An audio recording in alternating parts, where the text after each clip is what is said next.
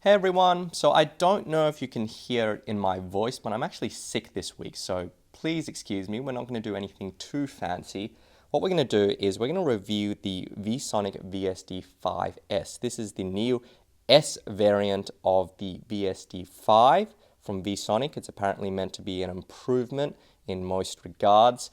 And if you recall, VSonic is the company that has made earphones like the VSD3S and the VSonic GR07, both of which I reviewed in the past, and both of which I'm very, very positive about, particularly the VSonic GR07, which I still regard as one of the best dynamic driver in-ear earphones on the market today. Now, what's interesting about the VSD5S is that besides being sort of an upgrade to the VSD3S, as you can imagine from the name, what's also interesting about it is that VSonic has publicly stated in the past that the target sound for the for the VSD5S, spoiler alert, was the EX1000 from Sony. And that's sort of interesting because it's unusual for a company to sort of outright declare that they want to make an earphone sound like one of their rivals' products. But I think in this case, because the EX1000 has been discontinued for such a long time and it's become sort of a cult earphone because a lot of people regard it as basically one of the best, if not the best, dynamic driver in-ear earphones that you can sort of find. Because of that cult status, I think VSonic wanted to capitalize on that and make an earphone that sort of sounded similar for a lot less, because this earphone is available for, I think, under $100. I bought it from Lend Me Your Ears, including shipping, for about $100 Australian. And in comparison, this was a very, very expensive earphone at the time of its release. Now, let's get right into it. I'll let you know whether or not VSonic succeeded in matching that target in a moment, but let's start with the design. Now, there's not much I can say about the design of the VSD5S, which wouldn't be a repeat of the VSD3S review, but there have been a few changes, so I'll go through them. What's unchanged is that you basically got the same sort of plastic shell. It's quite attractive with that kind of faceted jewel-like design on the outside, and then the smooth curve on the inside, which is quite comfortable. I've always liked this design. Now, there's been a few what I would regard as improvements, particularly now the cable is not detachable anymore. It's fixed in place, and you may think of that as a downgrade, but honestly, the cable joint on the VSD3S, it swivels all the time. It's very loose. It causes the wire to flop around and flop onto the outside of your ear. It's very frustrating, and it means you have to use these big, awkward, rubbery ear guides, and frankly, it's awful. So I much prefer the cables to be fixed, as they are in this case. The cable has also been changed, so it's this kind of like silver-lined cable. Now with a bit more friction to the surface, which I like because it means that you don't actually need to use the ear guides anymore. In combination with the non-detachable cable, you can just tuck it behind your ear. You won't get that problem of the flip-flopping cable that you get with the VSD3S.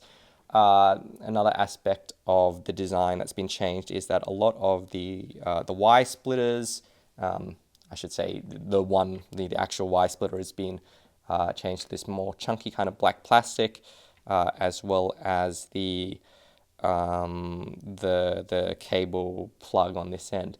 Now, again, we still do not have really adequate strain relief on any of the cable terminations on the VSD5S, which is a real shame. You can see here that that's not much of a strain relief. There's virtually no strain reliefs on the Y splitter, and the strain relief on the earpiece itself is a little lacking. It's not a huge concern. I still think they're built pretty well, but for the increased price over the VSD3S, I would have hoped to see a little more substantial strain reliefs, especially in line with something like the GR07, which you can see has got quite an adequate, well-built cable. But overall, I'm pretty positive about the design. In terms of comfort, as I said, it's a comfortable design. It's not low profile enough for you to sleep on one side on because this kind of hard edge sticks out just a bit. So it's not quite as comfortable as the Shure SE215, but it is a very comfortable design. Again, high isolation.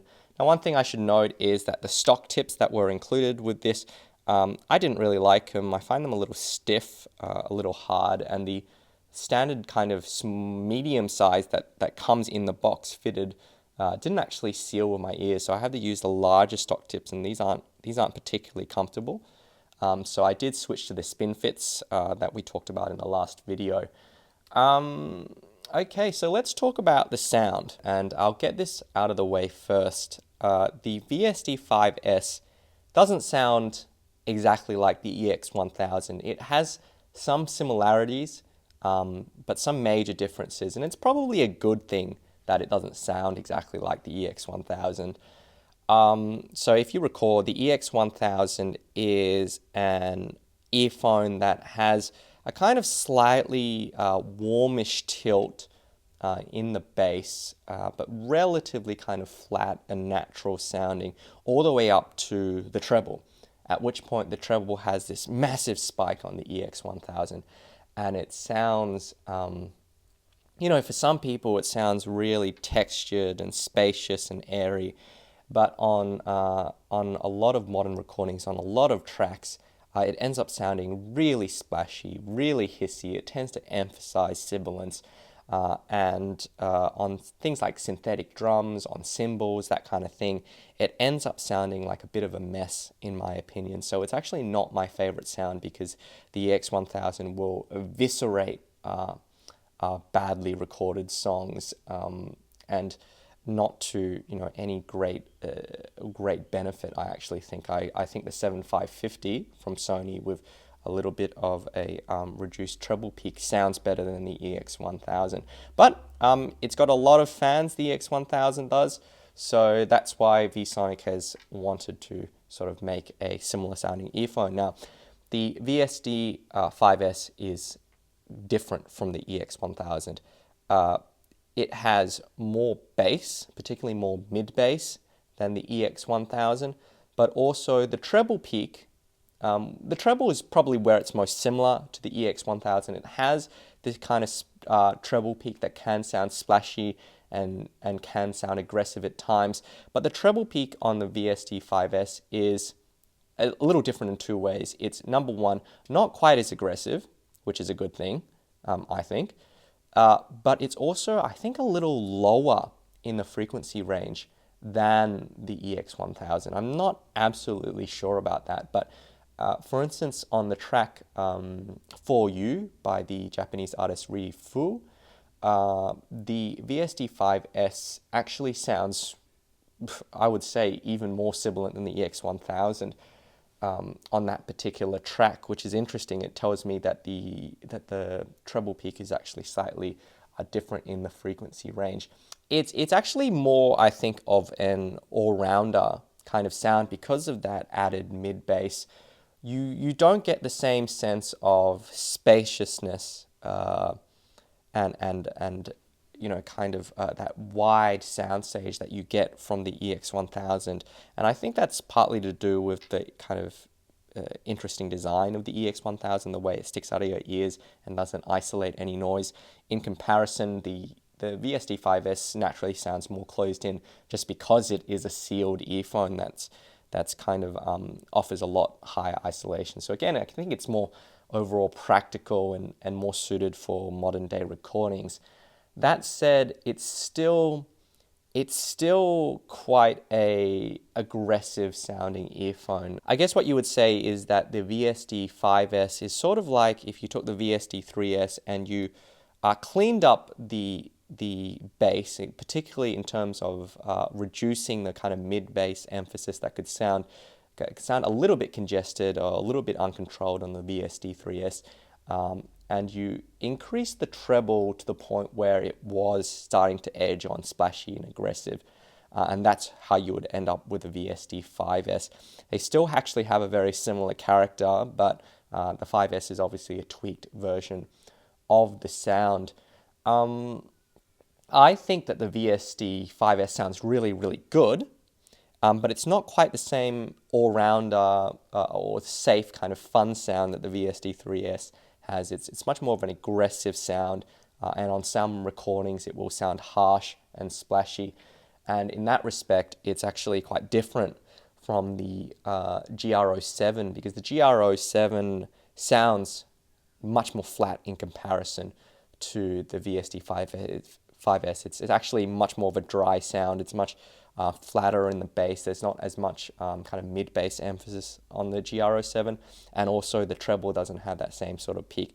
I still regard the GR07 as a more kind of subdued, more natural, flat sounding earphone. And I actually think it still sounds more refined because nothing jumps out at you. It means you can turn up the volume and get a bit more kind of sense of better layering and texture and detail out of the GR07 compared to the 5S. But the 5S is more immediately impressive for sure because of that aggression in the treble and the increased bass. And last of all, if you still wanted to get something that sounded a lot like the EX1000, you can still get the Sony Mdr 7550. This is from Sony's professional line, so it still is being manufactured today, and it's still made in Japan, hand-matched. It is a plastic shell, but it still sounds basically like the EX1000 with 3 decibels cut off the treble, which I think makes it sound like still one of the best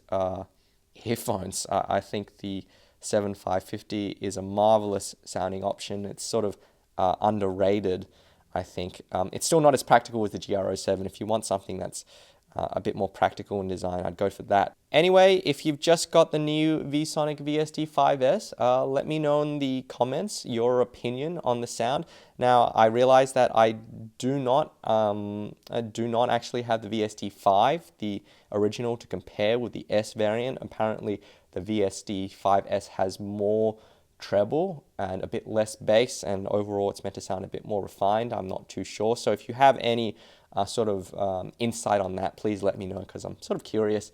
Anyway, thank you for watching. If you found this video helpful, please remember to like and subscribe, and hopefully I'll be better next week. So see you then.